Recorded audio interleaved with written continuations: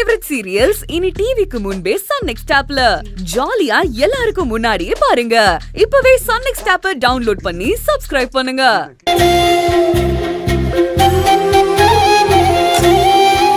வரதா, தேவியும் சத்யாவும் என் கண்ணு முன்னாடி வளர்ந்த பிள்ளைங்க. எனக்கும் மகனுங்க தானே. எவ்வளவு பெரிய இடத்துல நம்ம ஊர்ல இருந்து 2 குழந்தைங்க போய் வாக்கப்பட்டிருக்கு. அது நம்ம எல்லாருக்கும் பெருமை தானே. அவங்க சிறப்பா வாழணும்னு நான் நினைக்க மாட்டேனாம்மா. அண்ணே, காஃபி குடிங்க.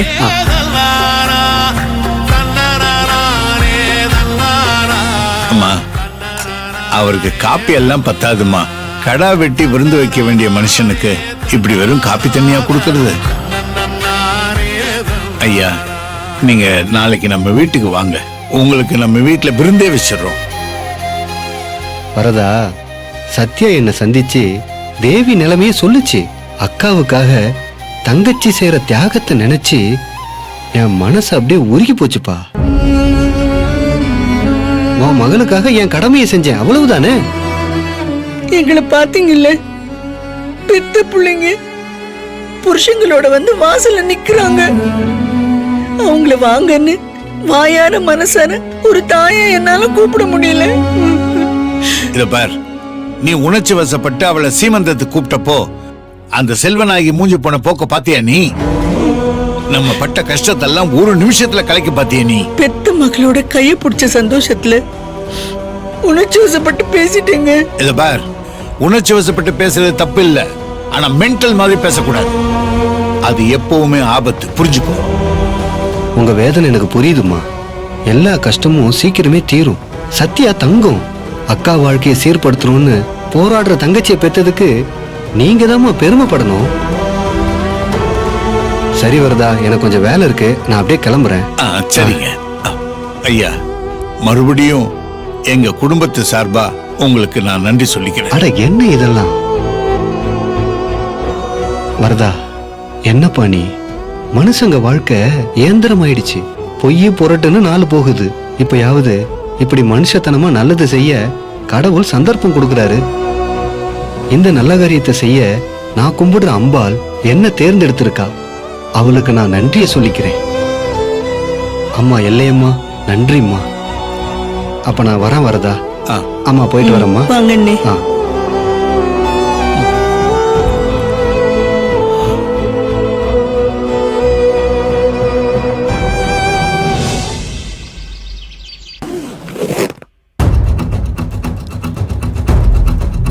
அர்ஜுன், கிளம்பலாமா? சத்யா, என்ன அர்ஜுன்? ஒரு நிமிஷம் உன் கூட பேசணும். உண்மையை சொல்லு சத்யா.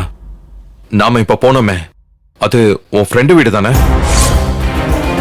அப்படி சொல்லி தானே அந்த வீட்டுக்கு பொண்ணு பார்க்க என்ன மாப்பிள்ளையா கூட்டிட்டு போன. ஆனா இப்போ அத தேவி வீடுன்னு சொல்றாங்க.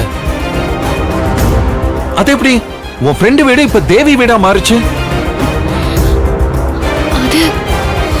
அதான் அர்ஜுன், வர்தன் அப்பதான் சொன்னாரே, நாங்க வீடு மாறி பக்கத்து ஊருக்கு போயிட்டோன்னு. என்ன மறந்துட்டியா? வீடு மாறினாங்களா? எப்ப சொன்னாங்க? எனக்கு தெரியாதே. ஆமால, வர்தன் அப்பா கோவில்ல அத்தைய பார்க்கும்போது சொன்னாங்க.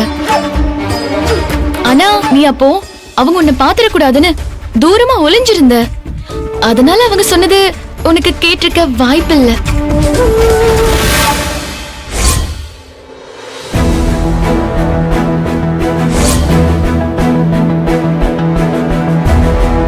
ஓ ஆமா, வரதன் அங்கிள் என்ன பாத்திரக்கூடாதுன்னு நான் தூரமா ஒளிஞ்சிருந்தேன்.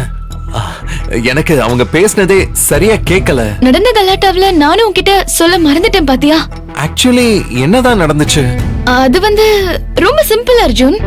என் ஃப்ரெண்ட் ஃபேமிலி அந்த வீட்டை காலி பண்ணிட்டு போனதுக்கு அப்புறம் சேர்மன் ஐயா அந்த வீட்டுக்கு குடி வந்திருக்காரு. ஆனா அது கூட எனக்கு இப்ப நாம அங்க போன பிறகுதான் தெரிய வந்துச்சு. ஆனா நீ அடிக்கடி இந்த ஊருக்கு வந்துட்டு போறவ தானே? வரதன் அங்கிள் குடும்பத்தை அப்பா அம்மான்னு கூப்பிடுற அளவுக்கு நீ நெருக்கம் தானே? அப்போ தேவி அண்ணி இந்த ஊருக்காரங்கன்னா உனக்கு தேவி முன்னாடியே உனக்கு ஏற்கனவே தெரியுமா?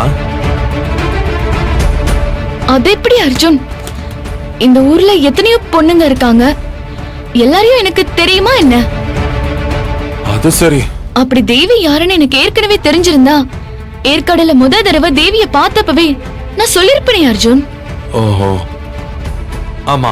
எனக்கு இது சொந்த ஊர் கிடையாது அர்ஜுன். நான் இங்கேயே இருக்கிறவளும் கிடையாது. ஸ்கூல் வெக்கேஷனுக்கு இங்க வருவேன். நான் இங்க வர்றதே இவங்க கூட டைம் ஸ்பெண்ட் பண்றதுக்கு தான். அந்த பழக்கத்துல இவங்கள அப்பா அம்மான்னு கூப்பிடுறேன். ஓ, நான் அதுக்கு சொல்ல வரல. ஆனா இந்த ஊரை சுத்தி பார்க்கும்போது இந்த ஊர்ல சுத்தி பார்க்கிறதுக்கு என்ன இருக்கு? நான் எப்படி தேவிய பாத்திருக்க முடியும்? இவங்க வீடு, தோட்டம், வயல்னு இங்க சுத்துறதுக்கே நேரம் சரியா இருக்கும். எனக்கு பிடிச்சது இந்த குடும்பம் தான். இந்த ஊரை பத்தி வேற எனக்கு என்ன தெரியும்? ஆமால. அர்ஜுன் இன்னும் கிளம்பலையா? ஆ, சத்யா சீக்கிரம் வாங்க. ஆ, இதோ வந்துட்டோம். சரி வா போலாம்.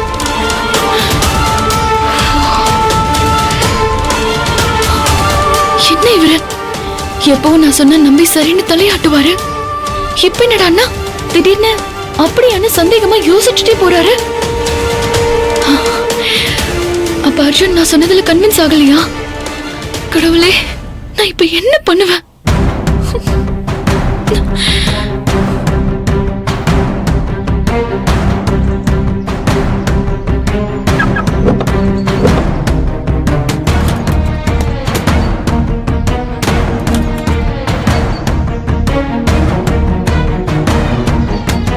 எல்லாரும் கடவுளை நினைச்சு வேண்டிக்கிட்டு கார்ல ஏறுங்க.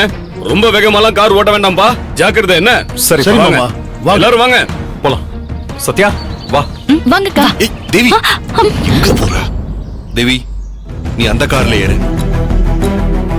சத்யா, நீ இந்த கார்ல ஏறு, நம்ம கிளம்பலாம். வா. தேவி, போய் ஏறு, போ.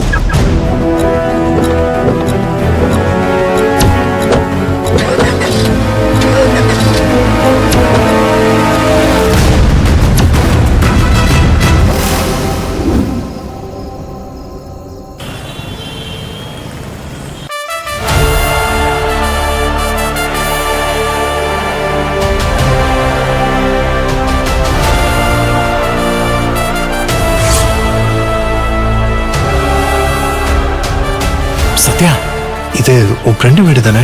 இல்ல, தேவி வீடு. ஒரே குழப்பமா இருக்க.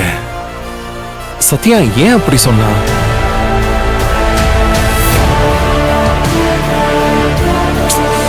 அர்ஜுன், ஆ?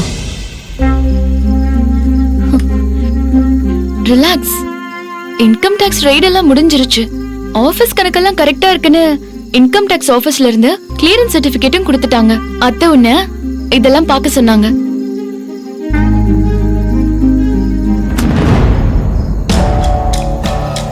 நீ அதே நினைச்சு டென்ஷனா இருக்காத.